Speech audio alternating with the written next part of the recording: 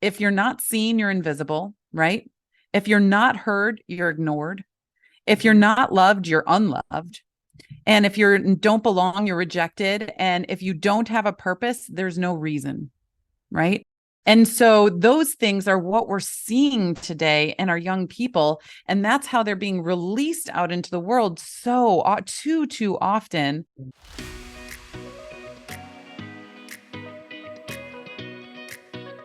Hi, and welcome to Beyond Empty Nest. I'm your host, Jody Silverman, speaker, mentor, and Chief Dare Officer at Moms Who Dare.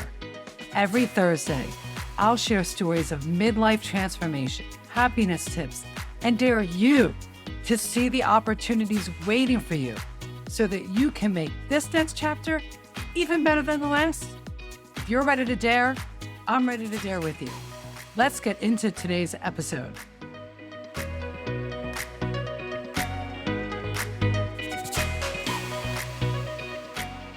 What does my child need from me before they leave home? It's a great question. But before we dive into the answer with today's guest, Nellie Harden, I want to reassure those moms listening right now who have already launched their children. Don't worry. You can always implement these strategies regardless of where you are in your motherhood journey. As I always say, once a mom, always a mom. So today, I'm really excited to introduce you all to Nellie Harden. Nellie is an author, speaker, and family life and leadership coach who focuses on helping parents love and lead their teens in a way that teaches them to love and lead themselves. I mean, there's really nothing more important. And especially in today's, how challenging is that today, right, Nellie? So hard with all the noise. Well, welcome to Beyond Empty Nest. We're thrilled to have you here. Oh, thank you so much for having me. Yeah, no, I know there's so much more about you I didn't read, and the show notes are below, but I want you to tell everybody, a little bit more about you, how many children you have, the gender of those children. But yeah, go ahead and tell everybody who you are. Well, my name is Nellie Harden. I've been married for over 2 decades now, and we have 4 daughters. Excuse me. That's okay. We have 4 daughters, and they are all teenagers right now. And I say that with a little bit of a grain of salt. We don't use the word teenager around our house because it's been, equipped with so much excuses today, right? Oh, they're a teenager, they're going to do this. So we just use young adult, but they are 4 teenagers. They're 18, 15, and 13 right now. So, we are in it. Absolutely. And my oldest is heading off to college in just just really a little over a month, which is, hard to wrap our head around a little bit, but it's been a beautiful journey, and it still is, and it still will be. And then we have her 3 younger sisters that are also watching all of this transition as well. So yeah, that's a little bit about me. And oh, go ahead. No, what led you to doing this work? Because this is very specific work and important work. It is very specific work. And it's just one of those things that, I'm doing it now. And I look back, I'm like, oh, all of these things absolutely led me to where I was. But when you're in it, you don't know where it's going. And my entire background is in biology and psychology and leadership and faith work and all of that has led me to here. But I just personally was a young woman that I could not have told you at the time, but looking back, and honestly, close after I left home, looking back, I really was not ready to launch into the world. And I see that for a lot of people today is, our kids are being released into the world and not being launched out into the world. And so there was a big difference there. And for me, it led down to some really hard roads. And one of the things that we teach in the 6570 Family Project, which that's how many days are in 18 years, by the way. But one of the things we teach is all about worth. And if our kids, and honestly, so many of us women are walking around without this foundation of worth, then we find ourselves just seeking worth to validate ourselves in all the wrong places. And it leads us down some really dark and depressing and difficult roads a lot of times that then we have to heal from or try and find our way out of. And then we need to build this foundation in adulthood, which is harder than if we are doing it in the 65, 70, or really before 25, because before 25 is when our brains are still under that massive development. And so I was that woman and then that young woman. And then I had four daughters and I was like, okay. And I used to work in the animal field. Actually, I used to work in marine mammalogy and even some veterinarian things. And it was just wonderful to be able to, excuse me, have that experience out there, because in the animal world, you see the black and white of child rearing. You see the black and white of quote unquote parenting, right? Without trying to be too, a Yeah. big word, anthropomorphic there. Yeah. But and then we bring our own human messiness into this, which is very messy. Humanity is very messy. But I also see, okay, the purpose of being a mother, the purpose of being, a father, a parent, is to raise adults into their lives, right? It's to prepare them for the world. And we're not raising kids, we're raising people, we're raising, future adults. And so if we can change that perspective a bit in our mind and say, how can I love, and nurture this person in front of me, but also serve the person of their future? That's where the real key of parenting can come in. Oh, it's so powerful. We totally subscribe to that. My husband and I, we didn't always do it well. We're humans, but we're not. And what you said that really hit home is we're not raising children. Hmm. We're raising humans to be able to make their own decisions, be decision making adults that take from and give to society in a productive way, right? Absolutely. And I truly believe that everyone that is born now, anyone that has ever been born, has a true purpose to serve in this world, right? You were born for Absolutely. such a time as this. Yes. And if we can help them and nurture this foundation of worth and esteem and confidence in them, then they will be equipped with this strong foundation to go off and do whatever that amazing thing is that is, laid out in their purpose. And so that's really what we're doing here in the 65, 70 and beyond. And it's such a beautiful thing to see this transition from first half of childhood to second half of childhood to then going off into the world and whatever they're doing, college, traveling, work, whatever that is. But Mhm. they get to start really driving the bus of their own lives in a way that they've never done before. And when they can do that and you see that, when they have this, what I call the WEC Foundation, worth, esteem, confidence, oh, it's such a beautiful thing. It's so beautiful. It's amazing. And for those of you, honestly, because I know right now when this episode is here that you're listening to it right now, we're some have already had the college move-in day experience, but this is still July. August is really the big month for Hmm. college move-in day. And there's so many moms that are sad. It's a bittersweet time and it's okay. And yet what you said is what I've enjoyed most. I've loved watching my children become. Mm. There have been hiccups. There have been slip ups. Of course, there have. They're still finding their way and they're going to have to fall. Yeah. They're going to have to figure it out.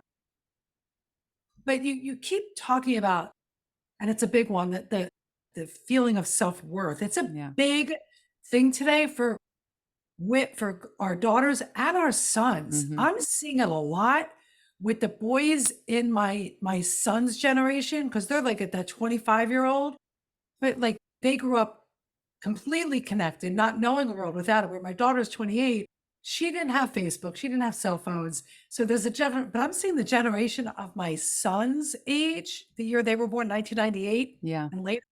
I'm seeing this issue of worth popping up even stronger with boys of that generation than it was in the past. But you have this quote. I downloaded your resource. In the show notes is a link to Nellie's website, amazing resources. Your 5 needs Mm. that your children need, but you have a quote in there that if you didn't make it a quote, I'm making a quote because you said it. And I love it. I want to expand a little bit on, I would love for you to talk into how maybe some of your best tips on how to instill Mm. self-worth. I know we're going off a little bit, but I think it's really important, especially as they go off to college and they might question and doubt themselves because this is new Oh, territory. 100%. But you're right, and I'm reading it, one of the biggest gifts we can give our children before they leave home is to teach them how to not chase worth, but instead know it. So, like, when I Mm, read that, I'm like, oh my God, yeah, self-worth is something you know internally about yourself. right. It's not looking for it. That's a powerful, powerful statement. Mm. And yeah, go ahead. I was just gonna say it's so important to teach them how to live inside out rather than outside in. But I didn't mean to interrupt you. Go ahead. No, live inside. I mean, living inside out versus outside in. So I know I do want to talk about how parenting the first half of your childhood differs from the second half, and what changes do we need to make to lead our child to a place where they can do and lead themselves. That's all leading towards self-worth, right? So what are some of the differences as you've seen them for yourself and in your clients? Yeah. So, first half of childhood, there's no on off switch or, no magic button and it's a transition, but there's this great transition, which is what I call it, that happens around honestly anywhere from like 6 to 10 ish. It can be super gradual. It can seem like it happens overnight. But in the first half of childhood, we are really dictating life to them. We're telling them what to eat, what to wear, who their friends are, who they're going to have relationships with, who they're like everything. We are feeding life, spoon feeding it to them, right? And then there's this transition where they start to take the reins a little bit and you're like, "Hold on, I don't know if I'm ready for that." Some parents and then some parents are like throwing them all the reins and saying, "Take it, you're an adult now. I know you're 10, but you got this, right?" And so but the trick is to just really kind of pass it along gradually, and sometimes there's going to be mistakes on both of your parts. I love that you mentioned, they're going to mess up and that you messed up. And absolutely, we are messy humans and we can't be perfect. And because if we're trying to be perfect all the time and have this very polished exterior, then all our kids are going to learn is I need to be perfect. And if I'm not perfect, then the world crashes around me, right? We need to show them, yeah, I screw up and I need to, apologize. I need to come to amends with that. This is how you do that, right? And you do that because you're going to mess up as a parent sometimes and go to them and say, I messed up. I'm really sorry I did that. I could have done it this way, which would have been better, but I did it this way. And that was a poor choice. And I'm sorry about that. Right. I've done that. I've Yes. done that. Yes. Although don't tell them because I still think they think I'm perfect. I'm like, no, but I've done that with my children. I've said, I did the best I could do with what I had available at the Yes. time, and I'm doing it differently now. And yeah, And it's so powerful. And it gives them a pathway to understanding, okay, when I screw up, not if, but when I screw up, this is how I make amends. And this is how I turn the corner and I make it right and I do better next time, right? Failure is not a bad thing. Every pathway to success is paved with failure, every absolutely. single one. And so if you don't fail, you will never succeed. And so that is just something that we really need to help our kids understand too. So anyway, going back, so first half of childhood, we're spoon feeding. Second half, though, we really need to come alongside them. You can look at it and see it as the training ground for life, And I think about, oh, what's that movie? Hunger Games, right? She has the training arena, I was like, Yes. this is the gauntlet, the training arena for life, because everything that they experience, many of the things anyway that they experience in this, second half of childhood, slash teenage arena is a micro, look at the bigger things that are going to happen later, the friendship issues, the relationship issues, the family issues, the self-worth issues, all of those things are in a, petri dish at that point to then be that is going to grow into their adulthood. So we're talking about worth, and this foundation that we Yeah. really teach is 3 layers, and that bottom layer is worth, and it comes in 5 pieces. And as I'm saying these, I really encourage you and all of your listeners too to think about, is there any, and like I challenge you to this because I have not heard, I've done so much research, talked to so many people. Is there any issue that a young adult has come up with or has manifested on the outside that at its roots are not one of these 5? And that is, they need to be seen, and they need to be heard, and they need to know that they're loved. They need to know that they belong somewhere. They truly belong somewhere, and that they have a purpose that they are building toward, right? Maybe it's little purposes that they are checking off each day. And then there's big purposes that are getting them to tomorrow, next week, next month, next year. And those 5 pieces of worth are so vital because they really are at the heart center of so much pain, hurt, mental unwellness that is happening today. And a big part of it is because we live in such a noisy world that everyone gets heard, so no one gets heard, right? No, yes. And nobody's hearing the important things. Yes, yes, absolutely. And it's like screaming into an arena. We just, this past summer, my girls and I and my husband, we all went to a Taylor Swift concert in Georgia. Oh, And I'm telling you that I could have been screaming at the top of my lungs, like blood curdling screaming. No one would have heard a thing in there. It's so noisy that no one can hear the people that are really, crying out or have a message that they want to put out into the world, right? And then it makes them feel like no one sees me, no one yeah, hears me, I'm invisible, right? And you think about those opposites of those things, and it's like, if you're not seen, you're invisible, right? If you're not heard, you're ignored. If you're not loved, you're unloved. And if you don't belong, you're rejected. And if you don't have a purpose, there's no reason, right? And so those things are what we're seeing today in our young people. And that's how they're being released out into the world so too often. And then they just chase this worth everywhere, whether it's a relationship or accolades or academics or the next shiny athletic prize or whatever that is. And none of those things are bad unless they're the only source of your worth, right? And that's for that's sure. what we're doing with our young people today. So if we can, when they're at home or when you're going to visit them or when you're on the phone or if you're over Zoom or all the whatever, however you're connecting with them, even over text, right? You can really help them with these 5 pieces of worth, seen, heard, loved, belong, purpose, and Yeah, discuss those things. And not only theirs, discuss yours, right?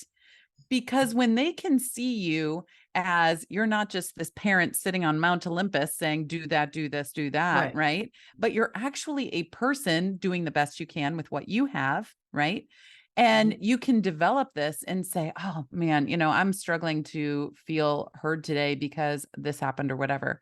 They can relate to you in a different way than just, oh, it's my parents, right? It's this hierarchy instead of, oh, that's a person that really loves me and wants to pour into me.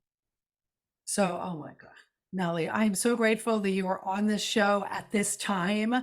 I definitely believe the universe puts people and opportunity in our path when we most need it.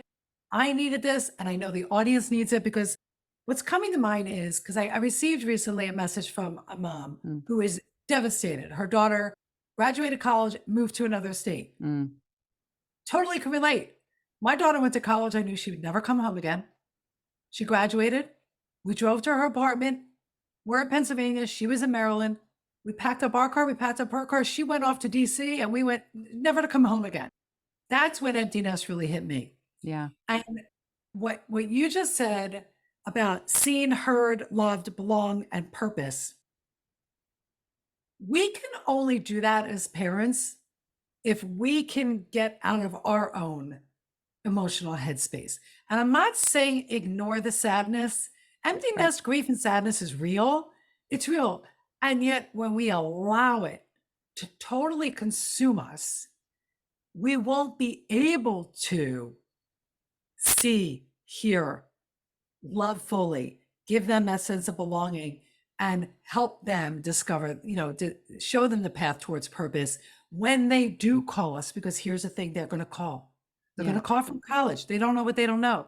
And we have to be out of here. This, I'm pointing to my head for those of you who watch on YouTube and don't, but I'm saying out of our head.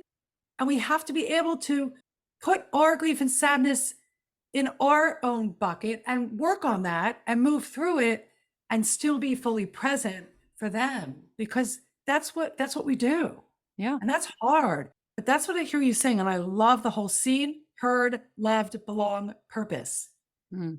Because they are the five core. I mean, that's what I would want. Yeah. That's what I still want. That's what Yeah. I still want from my coaches, my coworkers, my mom. My mom's my biggest fan. My Oh. mom reminds me of my worth all the time, all the time. So I thank you for that. So yeah, so you're now a mom Hmm. with your first oldest going off to college.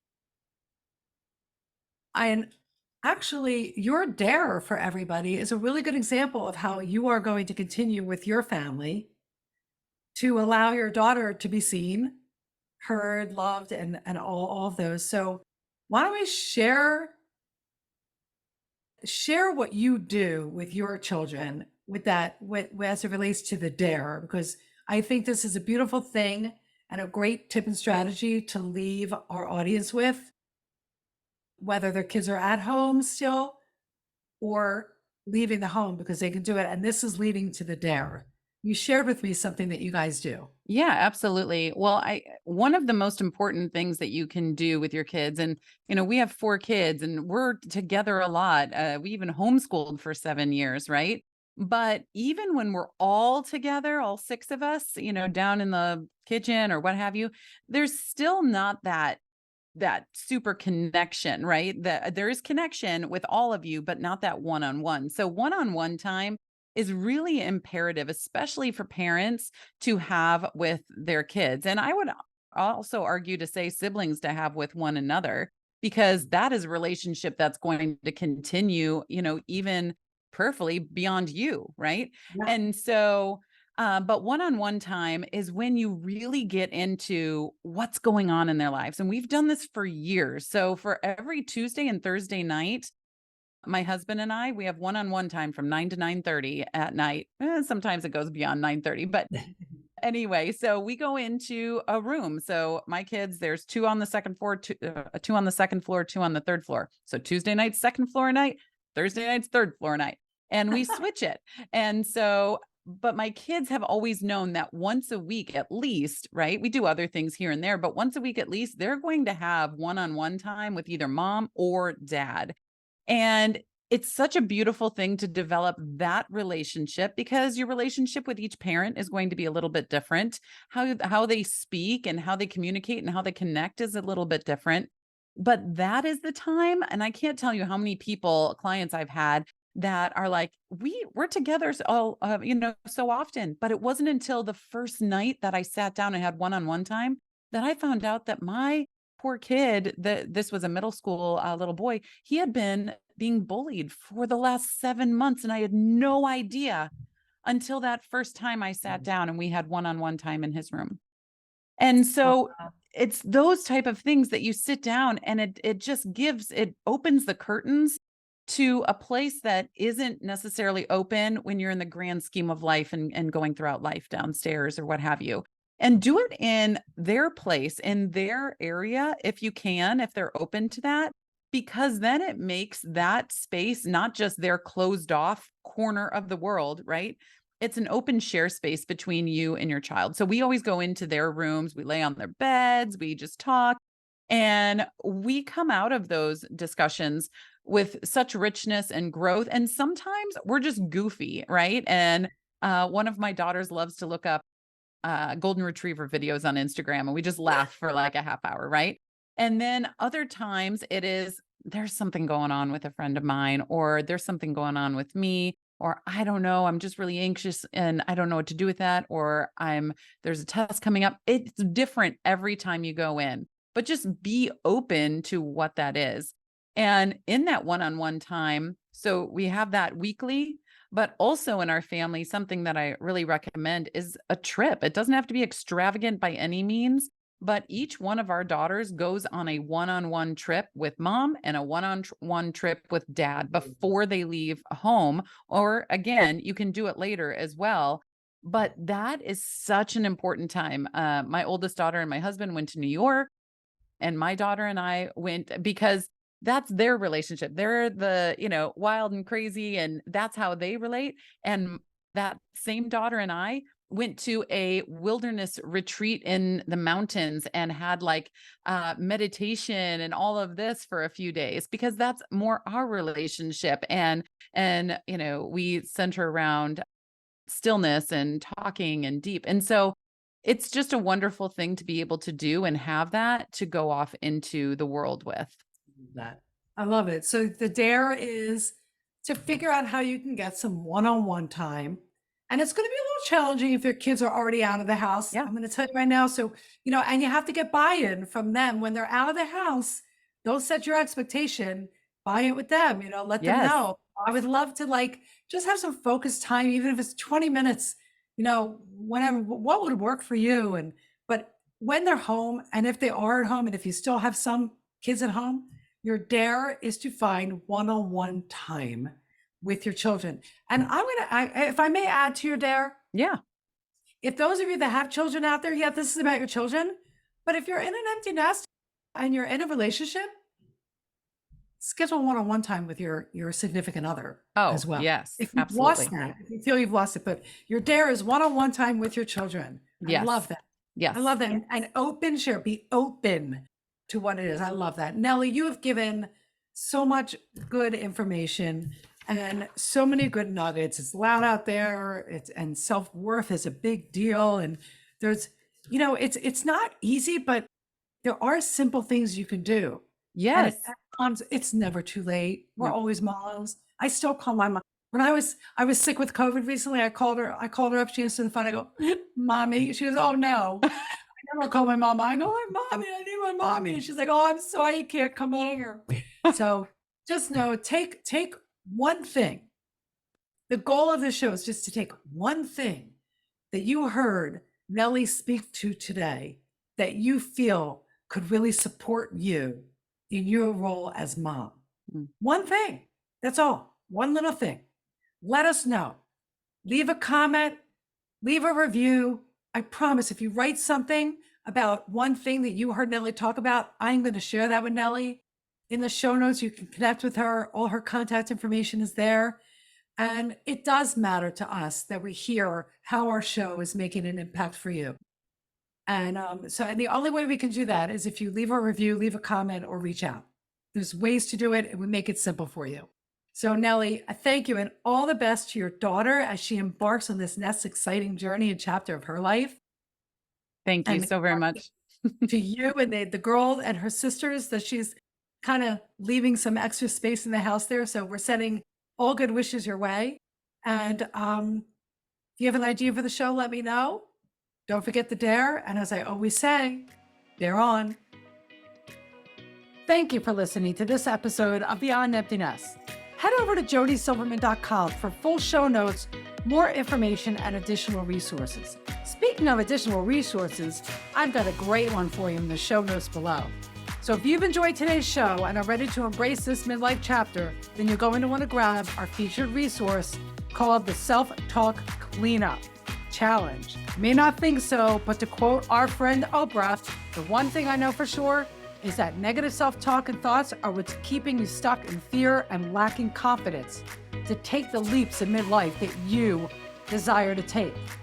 When you grab this resource, you'll receive the exact exercise my first coach took me through. It's simple, yet powerful. In addition, I'll send you a few other tools and tricks to help you knock out the negativity when it shows up, thereby increasing your confidence and your overall happiness, allowing you to have fulfillment and fun in midlife. You deserve it. So go ahead and grab your copy of the Self-Talk Cleanup Challenge, and I'll see you next Thursday. Until then, dare on.